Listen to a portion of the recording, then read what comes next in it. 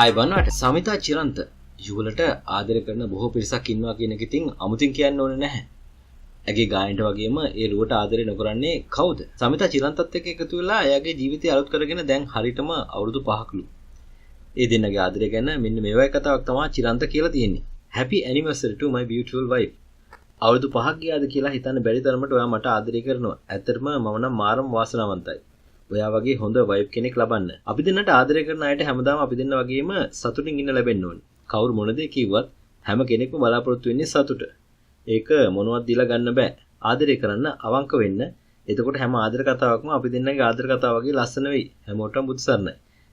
මගේ වයිෆ් හැම ආත්මයකදී මටම ලැබෙන්න ඕනේ. Love you Manika.